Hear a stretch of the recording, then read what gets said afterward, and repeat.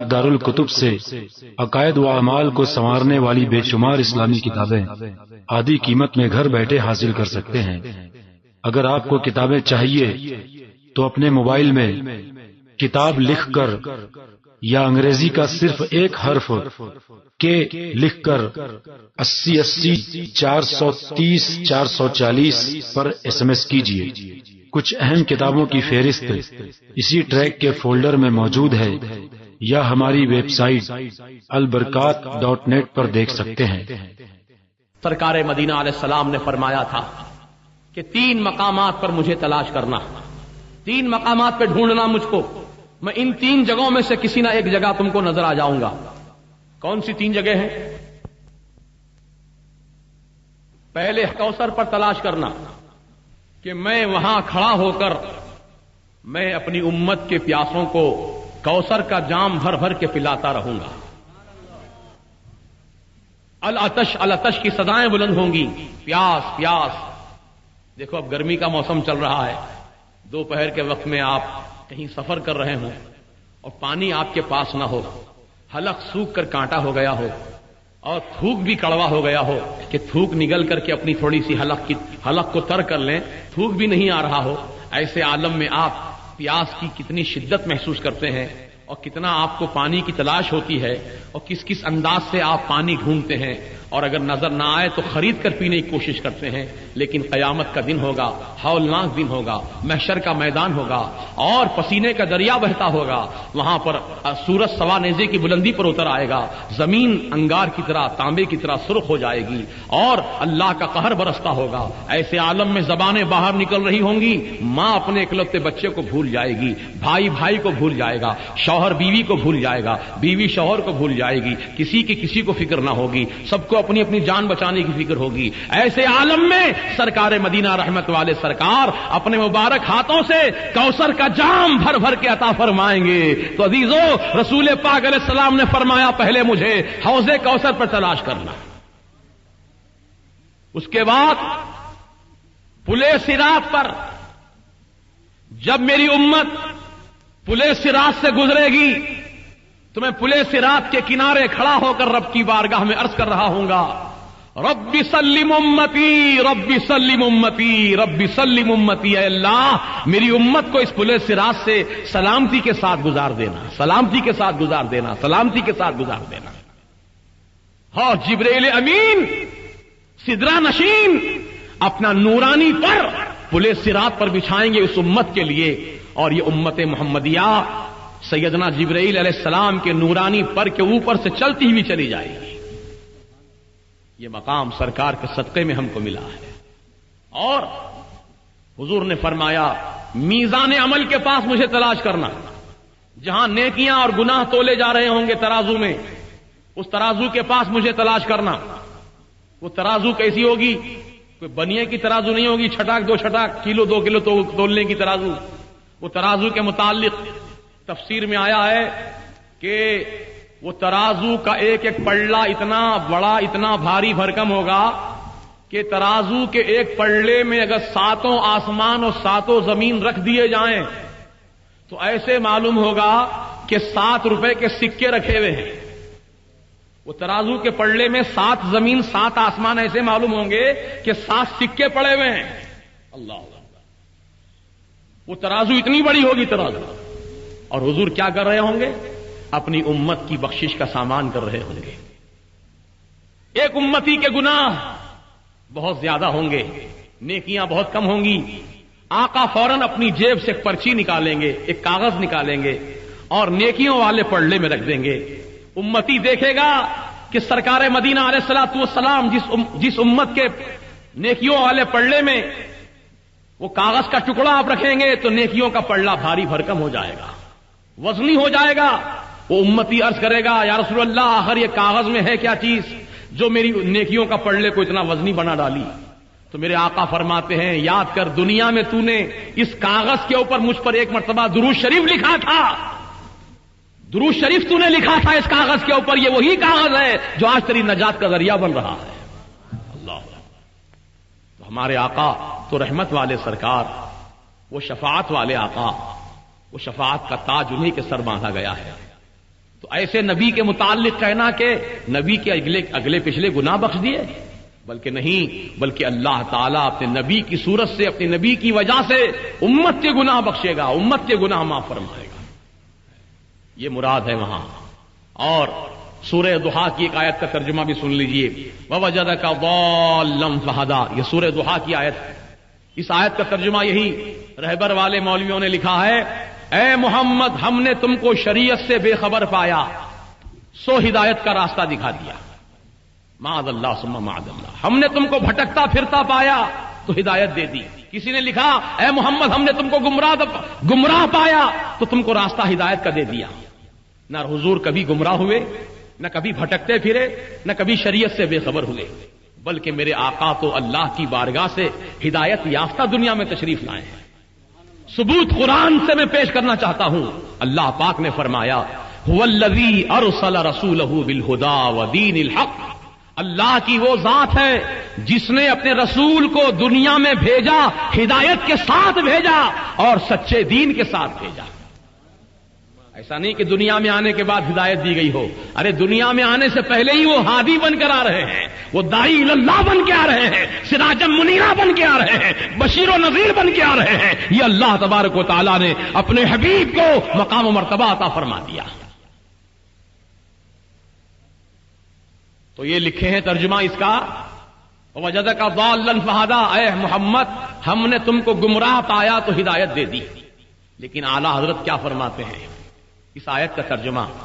اعلیٰ حضرت نے لکھا اے حبیب ہم نے تم کو اپنی محبت میں خود رفتہ پایا تو اپنی طرف راہ دی۔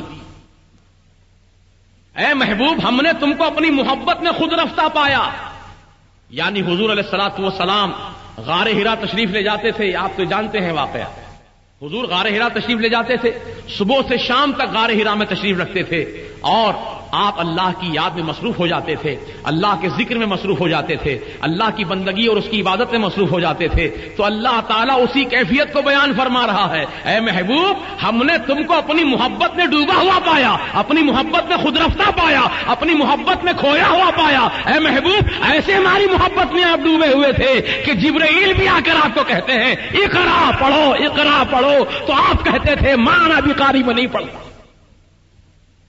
ہماری محبت میں آپ ایسے ڈوبے ہوئے، تو ہم نے اپنی طرف راہ دی، یعنی معراج کی شب آپ کو اپنی بارگاہ میں دلہا بنا کر بلایا۔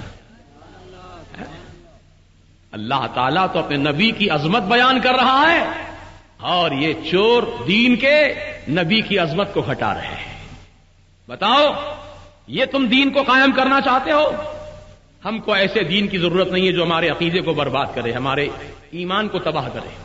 ہم کو وہ عقیدہ وہ ایمان چاہیے جو اللہ کا دیا ہوا عقیدہ ہے، رسول پاک کا دیا ہوا عقیدہ ہے، صحابہ کا جو عقیدہ ہے وہی عقیدہ ہم کو چاہیے، تابعین کا جو عقیدہ ہے وہی عقیدہ ہم کو چاہیے، غوث اعظم کا جو عقیدہ ہے وہی عقیدہ ہم کو چاہیے، خواجہ غریب نواز کا جو عقیدہ ہے وہی عقیدہ ہم کو چاہیے، حضور سیدنا مخدوم اشرف جہانگیر سمنانی علیہ رحمت و رضوان کا جو عقیدہ ہے وہی عقیدہ ہم کو چاہیے، اعلیٰ حضرت فاضل بریلوی کا جو عقیدہ ہے وہی عقیدہ ہم کو چاہیے، سرکار حضور مفتی اعظم ہند کا جو عقیدہ ہے وہی عقیدہ ہم کو چاہیے۔ اسی عقیدت میں سچائی ہے، اسی عقیدے میں حقانیت ہے، صداقت ہے۔ تو یہ ترجمے تھے قرآن کے جو ضمناً میں نے آپ کے سامنے بیان کیے۔ تو اعلیٰ حضرت نے جو ترجمہ پیش کیا قرآن کا اس کا نام ہے کنز الایمان۔ یہ ترجمہ آپ اپنے گھروں میں رکھیے، روز مطالعہ کیجیے اور قرآن کی آیات کی تلاوت بھی کیجیے اور ترجمہ بھی پڑھیے اور تفسیر بھی پڑھیے، اور اگر کوئی بات آپ کی سمجھ میں نہ آئے تو علماء اہل سنت و جماعت سے آپ رابطہ قائم کر کے ان سے سیکھیے، معلومات کیجیے۔ ماشاءاللہ آپ خوش نصیب ہیں کہ آپ کی اس بستی میں، آپ کے اس محلے میں ایک جید ریسرچ اسکالر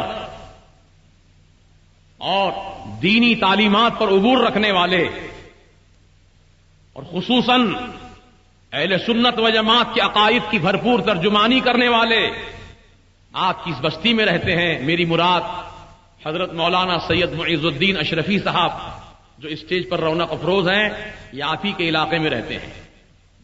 آپ ان سے رابطہ کیجئے. اور بھی دیگر علماء اہل سنت اگر موجود ہوں تو ان سے رابطہ قائم کیجئے اور اپنی معلومات میں اضافہ کیجئے. کیونکہ رب تعالیٰ نے فرمایا فاسألوا اہل الذکر ان کنتم لا تعلمون. پوچھو، سوال کرو جن چیزوں کے بارے میں تم کو علم نہیں ہے. تم سوال کرو گے تبھی تو ہم کو معلوم ہوگا تم کیا جاننا چاہتے ہو. عزیزان محترم، جیسا کہ آج تنظیم رضائے مصطفیٰ نے 2 عنوان قائم کیے، ایک تحفظ عقائد اہل سنت و جماعت اور دوسرا تعارف اعلی حضرت. یہ 2 چیزوں کو ہماری قوم جاننا چاہتی ہے کہ عقائد اہل سنت و جماعت کا تحفظ کیسے ہو اور اعلی حضرت کا تعارف کیا ہے. کون ہے اعلی حضرت؟ کیا ہے اعلی حضرت؟ تو عزیزان محترم سن لو. اعلی حضرت کا نام احمد رضا خان. آپ کی ولادت باسعادت شہر بریلی محلہ جسولی سن 1856 عیسوی میں 16 جون کو ہوئی، مطابق 10 شوال. آپ کی ولادت باسعادت ایسے گھرانے میں ہوئی جو علمی گھرانہ ہے، جو علماء کا گھرانہ ہے. آپ کے والد ماجد کا نام حضرت علامہ مولانا شاہ نقی علی خان صاحب، انہی کے فرزند دل بند ہیں اعلی حضرت امام احمد رضا خان فاضل بریلوی علیہ رحمت و رضوان. آپ کی ولادت 1856 میں ہوئی اور 1856 میں آپ کی پیدائش ہوئی اور 1857 عیسوی کے بعد ہی سے ہندوستان میں وہابیت کا فتنہ پھیلنا شروع ہوا. آپ کے پیدا ہونے کے 1 سال کے بعد وہابیت کا فتنہ پھیلنے لگا. تو اللہ تعالی نے امام احمد رضا خان کو مجدد بنا کر پیدا کیا. مجدد بنا کر پیدا کیا. اور مجدد کی شان یہ ہوتی ہے کہ ہر 100 سال میں، ہر 100 سال کے سرے پر اللہ تعالیٰ ایک ایسی شخصیت کو پیدا فرماتا ہے جس کو دین کا بھی علم عطا فرماتا ہے اور دنیا کا بھی علم عطا فرماتا ہے. دین اور دنیا کے علوم و فنون کا اس کو جامع بناتا ہے اور ہر مسئلے کا جواب اس کے پاس موجود ہوتا ہے. ہر لا ینحل مسئلے کو وہ حل فرما دیتا ہے. اس کو مجدد کہا جاتا ہے. دین کی تشدید کرنے والا، دین کی تشدید کرنے والا اور لا ینحل مسائل کو حل کرنے والا یہ اعلی حضرت امام احمد رضا خان 14ویں 13ویں صدی اور 14ویں صدی کے مجدد مانے گئے ہیں. اور عزیزان محترم، آپ کا معاملہ یہ ہے کہ 4 سال کی عمر میں آپ نے ناظرہ قرآن مکمل پڑھ لیا. صرف 4 سال کی عمر میں، جبکہ بچے کو بھی بات کرنے کا سلیقہ نہیں آتا ہے. 4 سال کی عمر میں ABCD پڑھنے کا اس کو سلیقہ نہیں آتا ہے، الف با تا سا پڑھنے کا سلیقہ نہیں آتا ہے. لیکن اعلیٰ حضرت امام احمد رضا خان فاضل بریلوی 4 سال کی عمر میں ناظرہ قرآن مکمل پڑھ لیتے ہیں. اور 6 سال کی جب آپ کی عمر شریف ہوئی تو آپ نے اپنے استاد کو ٹوک دیا. آپ کے جو پڑھانے والے استاد تھے ان کو ٹوک دیا. اس انداز سے ٹوکا، ایک شاگرد جو آپ کے ساتھ تھے انہوں نے اپنے استاد کو سلام کیا، السلام علیکم ورحمۃ اللہ. تو استاد نے جواب دیا جیتے رہو جیتے رہو. تو اعلیٰ حضرت 6 سال کی عمر میں ہے، فرماتے ہیں حضرت یہ تو سلام کا جواب نہ ہوا، جیتے رہو یہ سلام کا جواب نہ ہوا. سلام کا جواب تو یہ ہونا چاہیے تھا وعلیکم السلام ورحمۃ اللہ وبرکاتہ. اس طرح آپ جواب دیتے تو صحیح جواب ہوتا. تو اعلیٰ حضرت کی ذہانت کو دیکھ کر استاد گرامی نے آپ کو شاباشی دی اور آپ کی ہمت افزائی کی. اور 6 سال کی عمر میں آپ نے معلوم کیا اپنے اساتذہ سے کہ بغداد شریف کدھر ہے، بغداد مقدس کدھر ہے. تو بتایا گیا قبلے سے سیدھی جانب میں بغداد مقدس ہے. تو اعلیٰ حضرت 6 سال کی عمر سے اپنی آخری عمر تک، انہیں وصال فرمانے تک بغداد کی طرف آپ نے کبھی اپنے پیر لمبے نہیں کیے. ایسا ادب تھا آپ کے دل میں اعلیٰ حضرت کا، غوث پاک رضی اللہ تعالیٰ عنہ کا ادب و احترام کہ آپ اس طرف اپنے پیر نہیں پھیلا زندگی میں کبھی. اور جب آپ کی عمر 13 سال 10 مہینہ 5 دن کی ہوئی تو آپ عالم اور فاضل بن گئے. عالم اور فاضل بن گئے 13 سال 10 مہینہ 5 دن کی عمر میں. اور اسی سال فراغت کے بعد آپ کی خدمت میں